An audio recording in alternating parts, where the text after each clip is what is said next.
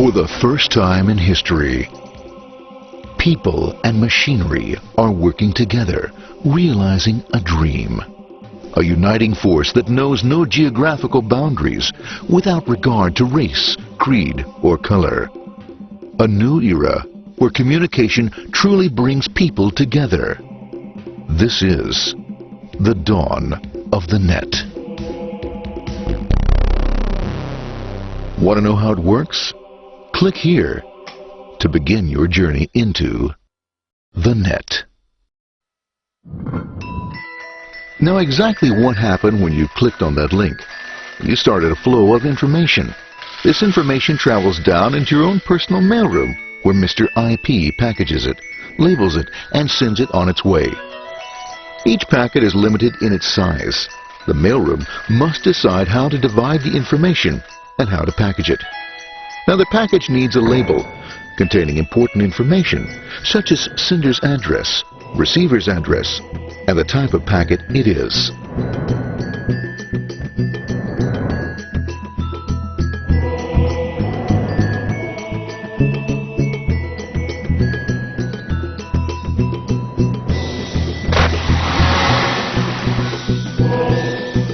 Because this particular packet is going out onto the internet, it also gets an address for the proxy server, which has a special function, as we'll see later.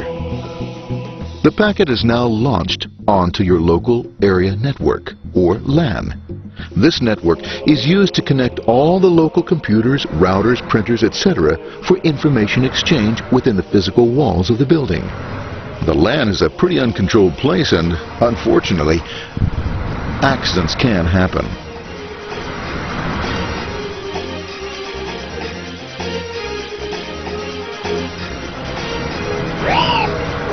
The highway of the LAN is packed with all types of information. These are IP packets, Novell packets, Apple Talk packets. They're going against traffic, as usual. The local router reads the address and, if necessary, lifts the packet onto another network. The router, a symbol of control in a seemingly disorganized world. Oh, sorry about that. Let's go this one here, this one here. This goes here, this one goes here. I don't like this one. Let's go this one, let's go here. Let's move this one here, another channel here. Let's put that one here, let's put that one here. There he is, systematic, uncaring, methodical, conservative, and sometimes not quite up to speed. Sorry. But at least he is exact, for the most part. That one goes there, that one goes there, that one goes there, and this one goes there. Oh, another one goes there, that goes there. He's behind that one, let's go there, that goes there, he goes there, oh, let's put that one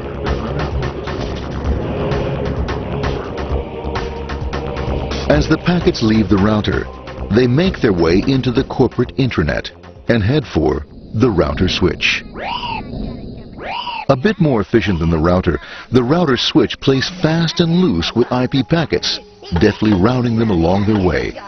A digital pinball wizard, if you will. Here we go, here comes another one, and it's another. Watch this, Mom. Here goes, whoop, we're on the back. Hey, in there, in there, in there. Over to the left, over to the right, over to the left, over to the right. You got it, here it comes, right on, he shoots, he scores. It's going, hey, Wayne, here, watch out, here comes another one. Oh, here we go, and it's gone. As packets arrive at their destination, they're picked up by the network interface, ready to be sent to the next level. In this case, the proxy. The proxy is used by many companies as sort of a middleman in order to lessen the load on their internet connection, and for security reasons as well. As you can see, the packets are all of various sizes, depending upon their content.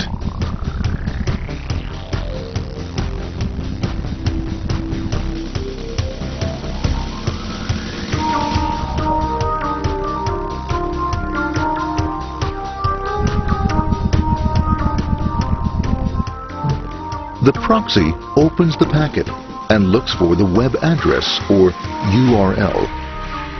Depending upon whether the address is acceptable, the packet is sent on to the internet.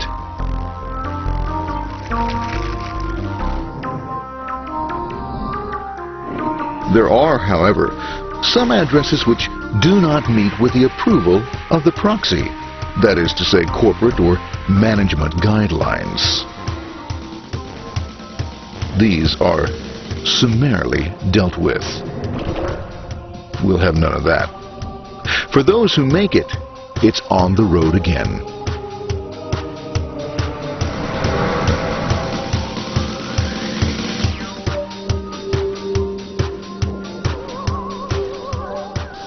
Next up, the firewall. The corporate firewall serves two purposes. It prevents some rather nasty things from the internet from coming into the intranet, and it can also prevent sensitive corporate information from being sent out onto the internet. Once through the firewall, a router picks up the packet and places it onto a much narrower road, or bandwidth, as we say. Obviously, the road is not broad enough to take them all. Now you might wonder what happens to all those packets which don't make it along the way.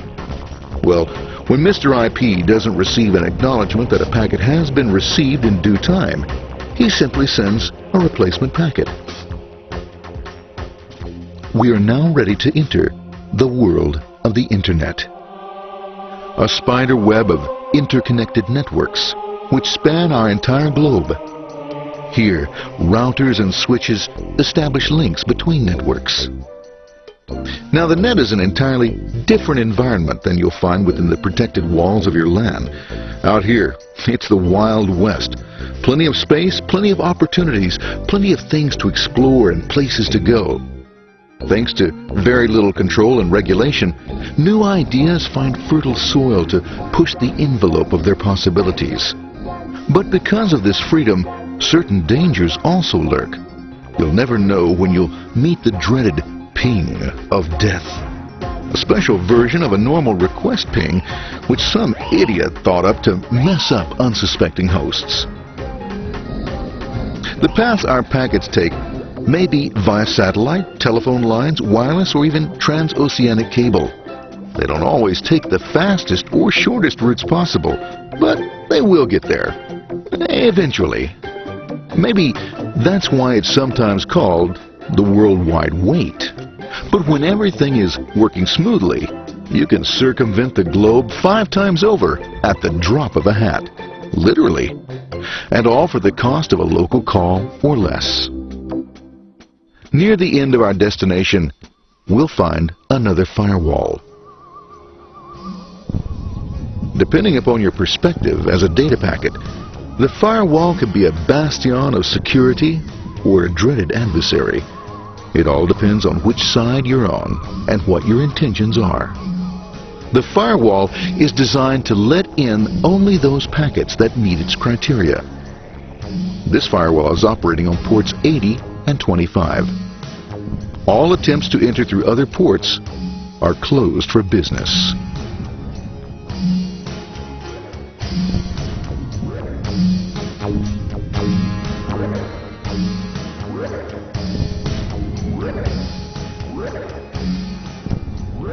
Port 25 is used for mail packets, while Port 80 is the entrance for packets from the Internet to the web server. Inside the firewall, packets are screened more thoroughly.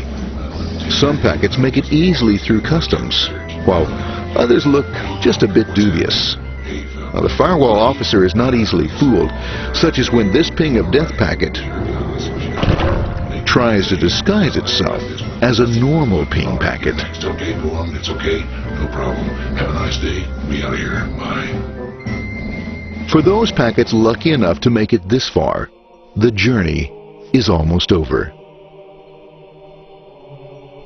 It's just a line up on the interface to be taken up into the web server. Nowadays, a web server can run on many things, from a mainframe to a webcam to the computer on your desk. Why not your refrigerator?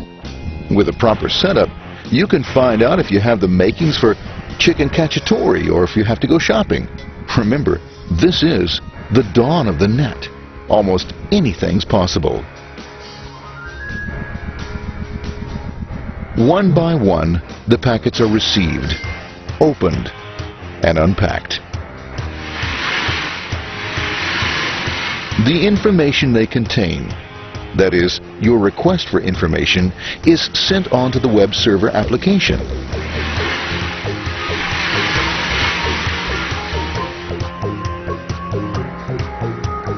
The packet itself is recycled,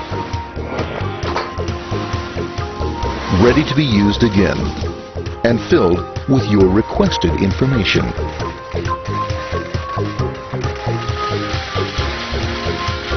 Addressed and sent out on its way back to you. Back past the firewall, routers, and on through to the internet. Back through your corporate firewall.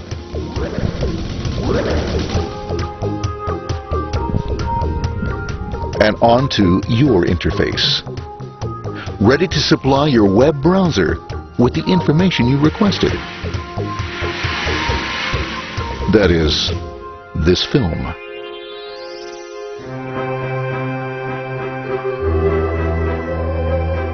Pleased with their efforts and trusting in a better world, our trusty data packets ride off blissfully into the sunset of another day, knowing fully they have served their masters well. Now, isn't that a happy ending?